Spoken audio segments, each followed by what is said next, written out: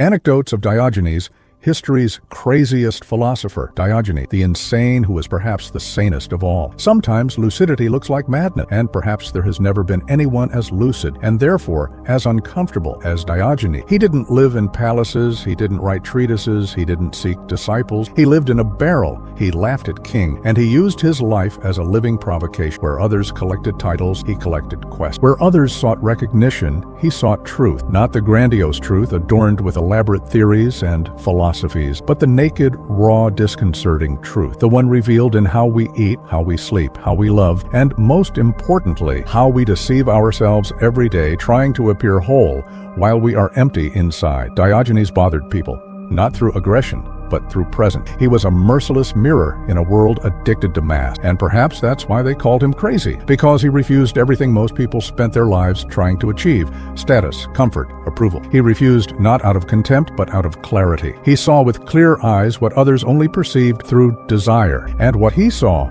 was a world imprisoned by fragile conventions, by useless vanity, by an incessant search for something that deep down no one could name. Seneca wrote, "Nothing is more admirable than one who admires nothing." And that phrase seems to have been written for Diogenes because he didn't let himself be charmed, neither by gold nor by power nor by fame. His charm was for freedom, for truth, for that which cannot be bought, cannot be flaunted, cannot be sold. And that's what astonished Cicero, observing that man who lived as if the world did not possess him, and perhaps for that very reason was the only truly free one, because everything we don't need to defend makes us light. Everything we are not afraid to lose makes us invincible. Diogenes didn't ask for permission to exist. He simply was raw, direct, irreverent. But behind the provocation was a practical spirituality, a kind of emotional wisdom that many philosophers only theorized about, but he embodied. He didn't seek wisdom in book, but in how he related to his own desire, his own fear, his own solitude. He didn't run from the truth. He lived within it, even when it was too uncomfortable for others to bear. And here arises the question that perhaps bothers more than any anecdote about his life. What if true madness is precisely trying to fit into an incoherent world? What if it's the daily effort to please, to belong, to maintain an image, even when it suffocates us, that reveals our collective insanity? Perhaps Diogenes was just the only one sane enough not to accept living a comfortable lie. And perhaps by looking at him strangely, we are just trying to escape the part of us that recognizes that same dormant lucidity within our chest. When freedom frightens more than emotional imprisonment, there is something profoundly unsettling about observing someone who needs nothing to exist, someone who walks among men without haste, without ambition, without disguise. Diogenes slept in the street, ate what he found, laughed at palaces as one laughs at a poorly staged play. And this, paradoxically, frightened more than any threat, because he exposed a truth that almost no one wanted to admit. Most of us live imprisoned, not by visible shackles, but by a silent fear of not being accepted, of not seeming sufficient, of not fitting into the expectations given to us since birth. True freedom is not the absence of limit. It is the absence of emotional dependence on others' validation. And Diogenes embodied this freedom with a naturalness that pained those who observed him. His existence was an affront, not by violence, but by contrast. He was what no one dared to be: too free, too simple, too true. And that revealed the subtle imprisonment of everyone around him, the imprisonment of those who need titles to be respected, of those who need praise to feel love, of those who need achievements to justify their own existence. The unconscious fear of living with little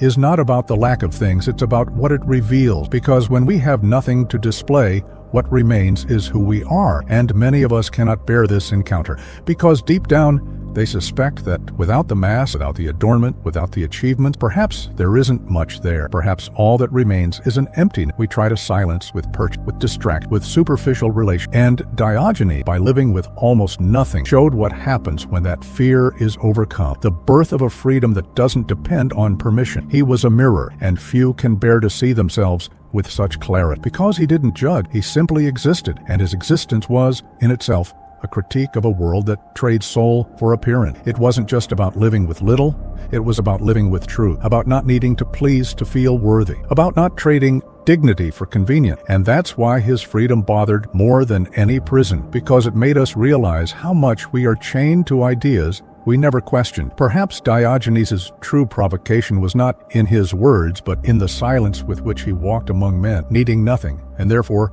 more whole than any. And perhaps that is the question he still poses to us, even centuries later. Of all the things you say you need, how many are truly yours, and how many are just chains we learn to call comfort? The lucidity of one who has lost everything, therefore fears nothing. Diogenes had no home. He had no reputation to defend. He had no image to preserve. And perhaps that is precisely why he was so invincible, because nothing that could be taken from him defined who he was. And when someone has nothing left to lose, a freedom is born that is almost unbearable to the eyes of those who still live surrounded by fear. He didn't just accept little. He dissolved the illusion that we need a lot. He didn't rely on external structures. His fortress was internal, and ironically, by losing everything the world calls essential, he became unattainable. Most of us live in fear. Fear of losing status, losing love, losing control. Fear that someone will see beyond the image we try to project. And this subtle fear makes us hostages. Hostages to relationships that no longer make sense. Hostages to jobs that empty us. Hostages to a constant performance that tries to compensate for an old absence. That of simply being who we are without apology. But when all that falls, when the image cracks, when control slips away, something unexpected can emerge. Lucidity. The lucidity of someone who realizes that loss was not the end, but the beginning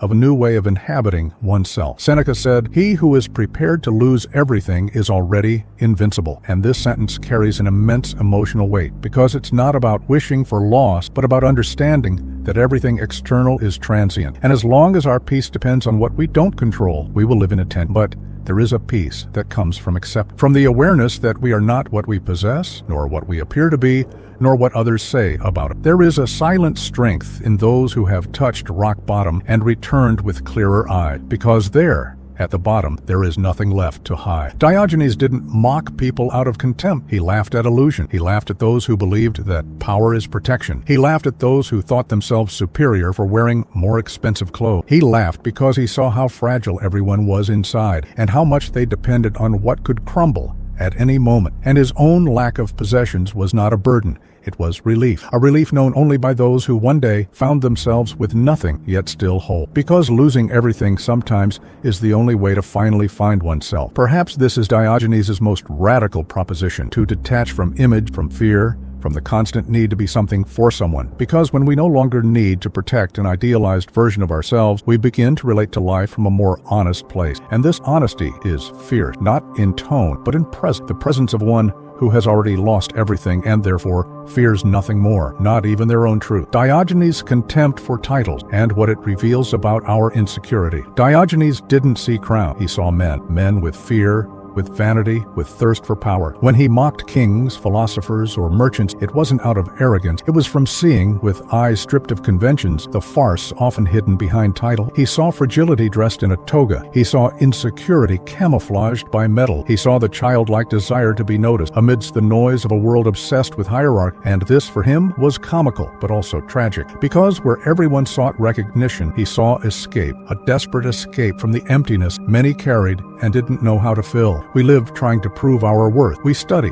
accumulate diplomas, climb ladders, hoping that at some point someone will say, we are enough. But this validation is never enough, because the hole it tries to fill isn't outside. It's inside. Titles, positions, prestige, all of this can look good from afar. But if used as an emotional crutch, it becomes a prison, because it forces us to maintain appearance. It prevents us from making mistakes in peace. It distances us from ourselves, and it transforms us into characters in a play where vulnerability is forbidden. Diogenes tore up that script. He didn't accept roles. He refused the game. And in doing so, he returned to us fundamental question. Who are we when no one applauds? Who are we when there's no audience, no recognition, no label to protect us? This question has no easy answer, because it demands that we confront the possibility that we may have built an entire identity based on the need to be seen, not on the desire to be true. Stoicism invites us to exchange appearance for essence, not to isolate ourselves from the world, but not to depend on it to know who we are. Virtue, Epictetus said, needs no witness. It is silent, intimate, firm, and being whole even when no one recognizes it is a form of power that cannot be bought, cannot be conquered. It is cultivated little by little, in the dark, in the solitude of one who no longer needs to impress. Diogenes didn't despise people. He despised disguises, and his contempt was, in fact, an attempt to awaken others, to remind them that the value of a human being is not in what they flaunt, but in what they uphold when everything collapsed. And perhaps that is why he remains so relevant. Because in a world that still confuses appearance with identity, he reminds us that the only true nobility is that which no one sees, but which changes everything when it is finally felt. Provocation as a philosophical and emotional tool. Diogenes didn't explain his ideas with long theories. He used gesture. Image the silent scandal of someone who refused to follow the script of blind civility. When he walked with a lit lantern in broad daylight saying, "I am looking for a true man," he wasn't joking. He was shouting with symbols that he had lost faith in the authenticity of human relationship, that he saw a mask on every face, in every word a script, and in every social act a desperate attempt to appear more whole than he felt inside. For Diogenes, provocation was not aggression, it was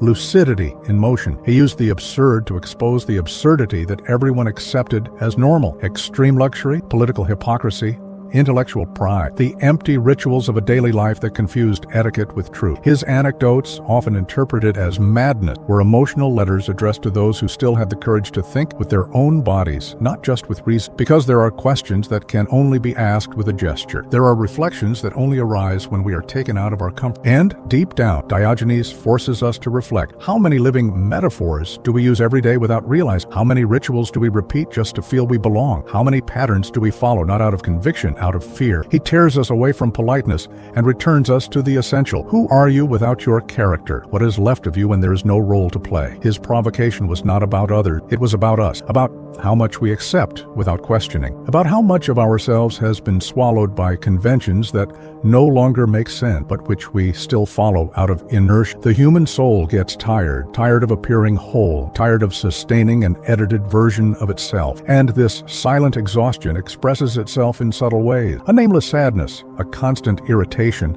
a feeling of not belonging that persists even among friends. Diogenes touched on that. He disrupted, bothered, but because he wanted to awaken. He wanted people to feel, even for a second, the weight of the layers they carry without knowing why. And if there is something profoundly spiritual in his madness, it is this: the courage to show, with sharp humor and living metaphors, that freedom begins where the fear of looking ridiculous ends. Because sometimes, to find one's own center again, one must go through the pain of stripping oneself bare, stripping away vanity, stripping away pose, stripping away lie. Only then can we return to inhabiting who we are before we were taught to pretend, living with less but feeling more. Diogenes was not a defender of poverty. He was a defender of freedom. He did not reject possessions out of pride, but because he knew how much they could imprison. For him, it wasn't about having less. It was about not being possessed by what one had. What seemed like madness to many was in reality a radical gesture of lucidity. He chose the essential. And that choice made his life light, not from lack, but from presence. He was whole in the now because he didn't need to carry the burden of maintaining appearances or protecting fragile achievement. In a world that teaches us that value lies in accumulation, Diogenes walked in the opposite direction. And this counter-direction was not aesthetic, it was emotion. Because living with less also means feeling more, feeling the silence more, feeling the touch more, feeling the moment more. When we are not anesthetized by the constant search for more, we begin to listen to what truly matters. We begin to realize that the essential is always discreet, that the greatest riches don't shout, and that excess often is a sophisticated way of hiding an emptiness we fear to face. Marcus Aurelius echoes this wisdom with sobriety. Little is needed to live well, only the essential, and this essential is not for sale. It is in how we look inward. It is in the decision not to accumulate more than the soul can sustain. It is in the courage to let go of the superfluous, not just physical, but emotional, because there are feelings we carry out of habit, not out of truth. There are guilts we've been taught. There are expectations that were never ours. And there are burdens that only remain because we don't have the courage to let them go. Diogenes' proposal, then, is profoundly practical and profoundly spiritual. It's a daily invitation to let go of a little of what prevents us from feeling, a piece of clothing that no longer makes sense, a relationship sustained by fear, an ideal of success that was never ours. Because sometimes the most revolutionary thing is not to conquer something new. It's to let go of what was never necessary. And in that space that opens up, the chance to breathe differently is born, to look at the world with less hate, and to realize that what truly sustains us is not what we have, it's what we feel with wholeness, living with less, feeling more. This was the secret hidden in Diogenes' disconcerting anecdote, and perhaps by listening to them with an attentive heart, we can rediscover within ourselves a freedom that doesn't depend on setting, applause,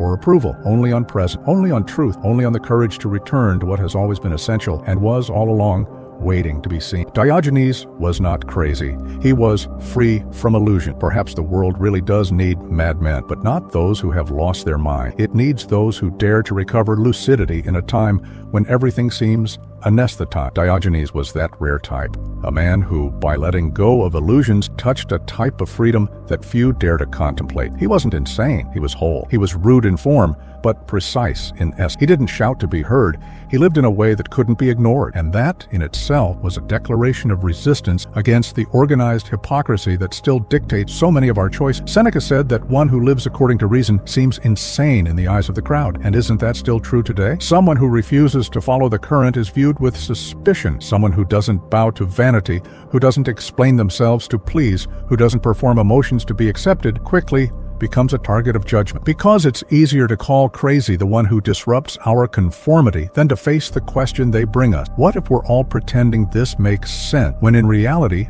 we're just afraid to face the void? Cicero, even with all his elegant rhetoric, admitted his perplexity before Diogenes, because there stood a man who seemed to laugh at everything, but without bitterness. He laughed at vanity, but not at the human. He laughed at pose, but not at pain. And perhaps his greatest courage was precisely this, not to become cynical, even seeing up close the falsity with which so many relationships are built. He could have chosen contempt, but he chose laughter, a firm, clean, lucid laugh, a laugh that said, I know what you're trying to hide, and that's okay. I'm human too. But I choose not to lie to myself. In the end, Diogenes returns us to the question no one wants to hear, but which may be the most important. What if the true delusion is to live trying to please someone who never saw our pain? What if the constant effort to fit in, to reciprocate, conquer, is just an elaborate escape from what truly matters? Who were we when we drop our? What remains when the emotional makeup dissolves? Perhaps what is what he always sought with his lit lantern under a true human being. Someone who needs no adornment to be whole. Someone who, even wounded, chooses to live with an exposed soul. And that, yes, may be the rarest and most lucid form of freedom.